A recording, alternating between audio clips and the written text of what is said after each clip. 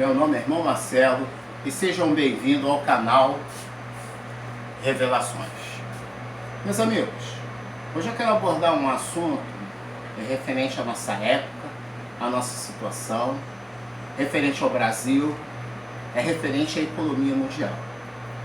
O ingresso do Brasil à OCDE, e muitos pensam, por não pesquisar ou por falta de tempo, acham que o Brasil vai ingressar nesse grupo agora. Mas isso já não vem de agora. Isso já vem desde 1990. É a partir daí que o Brasil tem o seu desenvolvimento técnico, um desenvolvimento progressivo em vários ramos. E um desses ramos se chama o ramo científico e o ramo tecnológico. São duas correntes majoritárias que andam juntas. Esse mercado não tem muita novidade, porque o Brasil é um parceiro. E essa parceria aumentou em 2007, quando o Brasil, China, Índia, África do Sul ingressaram juntamente, e a Indonésia, eram parceiros. Esses cinco nações parceiras, juntamente com o Brasil, no ingresso dessa tecnologia. O ingresso da tecnologia é muito bom. É um passo importante que o Brasil faz no atual governo. É uma jogada acertada, mas que tem um preço. Tudo nessa vida se tem um preço. E todas as negociações feitas com os países ricos têm preço. E os Estados Unidos não quer perder esse preço. Eu vou mostrar para vocês aí aonde está uma pequena pegadinha. A pegadinha está quando o Brasil fechou um acordo com a China. O acordo que vocês já sabem, dos fazendeiros, na área da agricultura, na venda de grãos, soja para a China. Isso não caiu bem na garganta do atual governo americano, que rapidamente criou-se outra crise, taxou e andou taxando aí nosso produto do aço em outras questões, que causou uma certa turbulência, coisa que nem favorece os Estados Unidos, mas politicamente favorece ao presidente Trump, e quer manter o seu cargo. E os fazendeiros, os industriais, pressionando o presidente dos Estados Unidos a fazerem aquilo que é dos seus interesses. Os fazendeiros daqui não têm nenhuma ligação com os fazendeiros americanos. Então são situações e assuntos completamente diferentes. O grande problema é que os Estados Unidos agora fechou um acordo com a China em mais de 200 bilhões de dólares nas compras dos seus produtos. Só 36 milhões são destinados à compra de grãos. E outros milhões e vários outros fatores que vão afetar o Brasil fortemente. É um impacto. Não vai favorecer para os nossos fazendeiros, não vai favorecer para nossas indústrias. O Brasil não vai vender. O Brasil não vai ter condições de vender pecuária e nem a agricultura para os Estados Unidos. Os Estados Unidos não precisa. É um dos maiores produtores. Os grãos deles são de maiores produções. Apesar que a pecuária do Brasil é muito boa, mas o Brasil vai ser obrigado a buscar outros parceiros. Porque com esse acordo, o Brasil vai perder. Aí está a pegadinha. O presidente dos Estados Unidos, o governo americano, ele não trata assuntos particulares com emoções. E como as pessoas já adoram pegar as suas bandeiras vermelhas, brancas e verdes para brigarem entre si por ideologias que na realidade não é a satisfação das grandes elites capitalistas, a qual o Brasil está integrado, a qual o mundo está integrado. Quando a Bíblia fala que o mundo andará de mal a pior, nós vemos que há questões globais, políticas, internacionais, elas têm uma extremidade extremista. Assim como foi o extremismo de extrema-direita de Adolf Hitler, apoiado por várias empresas como a Coca-Cola, a GM, a Kodak, a General Electric, a própria IBM e boa parte do Congresso americano, que foi pressionado pelos grandes latifundiários, que eram também nazistas, apoiando o nazismo e tornar a Alemanha capaz de injetar milhões no governo de Omar Schat, que era o ministro da economia favorito de Hitler, que retirou a Alemanha do caos econômico. As relações de 1936 hoje não são diferentes de hoje que acontece no mundo. O mundo está mergulhando novamente para um sistema capitalista selvagem, a qual as nações em desenvolvimento, que são o Brasil, vão ficar lá atrás na fila, esperando a sua vez. Porém, o acordo com a OCDE é muito importante. Isso não significa que tudo é ruim. Há uma luz no final do túnel, pequena luz, mas nada de linear, nada que vai incluir o Brasil a um grande benefício. Porém, os problemas que acontecem, a guerra do Irã, ameaças de guerra contra o Irã, as especulações no mercado de petróleo, o interesse é que as pessoas confundem as coisas. Prestem bem atenção. Se você comparar a frota brasileira com a frota americana, ela é 5 vezes maior, tanto na questão de mobilidade. As indústrias americanas, elas são muito maiores do que as nossas indústrias. Aí você entra em indústrias de médio e pouco porte e alto porte. Aí você vai entender que o que os Estados Unidos produz hoje em questão de minério, de petróleo, é insuficiente para manter a sua máquina. Apesar dele dizer, temos bastante reserva, ele tem reserva, mas o consumo diário, ele pode manter, então ele tem que buscar de outras nações. E mais porque isso não é só o interesse dos Estados Unidos, mas também da Aliança do Atlântico Norte. Eu digo da OTAN. Apesar que a OCDE não tem nada a ver com a OTAN, tem a ver com o G20. Mas são questões bilaterais e os interesses são os mesmos.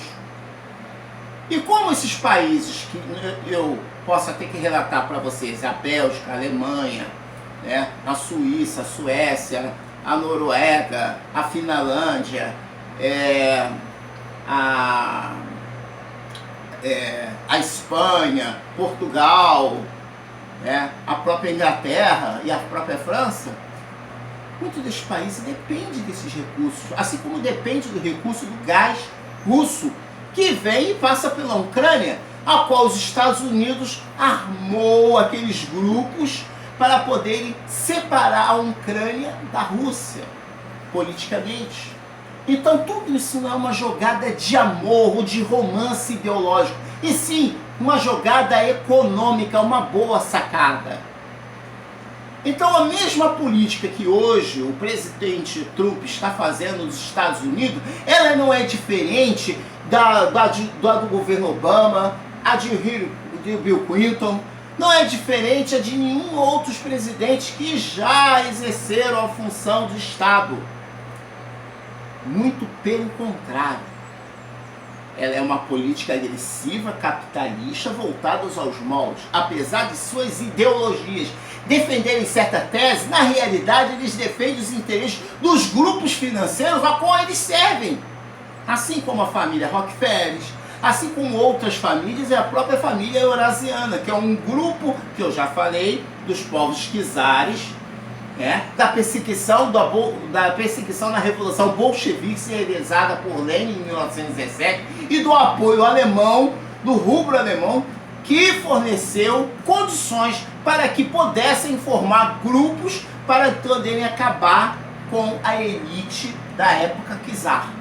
Hoje a época czar, ela voltou na Rússia, desde a eleição de Vladimir Putin, um czar no século XXI, com o seu novo czar e o seu poder, a qual ele e as estruturas que o cercam estão fazendo reformas para manter ele mais tempo no poder. Não é um poder czar, não é um poder comunista.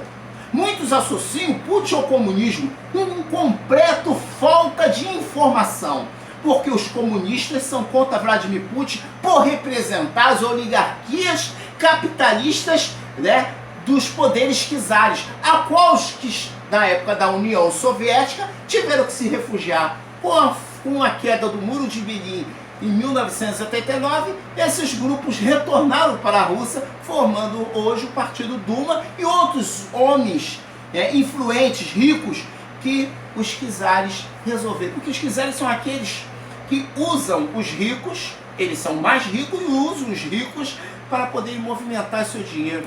Então, meu amigo, em qualquer lugar do mundo existe um grupo dominando. Assim como no Brasil, existem grupos financeiros que dominam as elites. Tanto o Lula como o Bolsonaro, seja quem for, eles vão trabalhar na mesma linha. Mas, infelizmente, a ciência e a política realizada na Revolução de 1789, ela tem tão certa que ela conseguiu separar idiotas e imbecis que acreditam que esses governos trabalham para poderem defender as suas ideologias. Mas a ideologia do Bolsonaro era que ele nunca faria acordo com a China e que nunca venderia as empresas estatais para a China por ela ser uma origem comunista. E não é o que ele fez? Então, meus amigos, o tesouro da abertura da inteligência intelectual, ela serve como tesouro. Mas quando você abre a boca para falar, faça um teste. Vá você que é professor de história ou de português, pare no botequim, ou pare numa loja, comece a falar um assunto onde tem um grupo que seja histórico, que fale da história do Brasil, que fale do Prudente de Moraes, da Velha República, ou Venceslau Braz, ou qualquer outro presidente da época, que eles vão rir de você. Já aconteceu isso comigo. Vão rir. Mas se você chegar num botequim, ou num grupo de futebol, ou num grupo de uma comunidade que tiver uma reunião, e começar a falar que o Romário voltou a jogar bola, que ele tá jogando pra caramba, que o Vasco comprou um jogador do Miller, rapaz, todo mundo vai ficar sério olhando pra você, vibrando, participando do assunto. Esse é o fundamento. Aí um imbecil desse entra aí no Facebook para falar um monte de merda, porque ele é um merda que acredita em coisas ilusórias. Desculpe por estar falando assim, mas isso é a realidade. Existe muita gente imbecil brigando, acreditando que existe lado. Os poderosos, eles não têm lados, eles têm as suas posições. As elites que dominam os governos, eles não brigam entre si, eles se unem. Veja o que acontece com o Banco Bradesco, veja o que acontece com a Abílio Diniz, veja o que acontece, todos eles estão unidos e o povo dividido. O povo brasileiro sofre por não pedir nota fiscal na hora de abastecer o posto de gasolina, ele não pede. Quando ele chegar numa loja, ele não pede seus direitos. O povo brasileiro, ele está mais afim de comer, beber, samba, carnaval e depois sair nas redes sociais, um xingando o outro, como verdadeiros idiotas. O que me admira é a França. Teve até um cara que falou isso, mas foi mal interpretado. Foi Nelson Piquet. A França, o povo é unido. Não tem alianças partidárias, não. O povo é unido.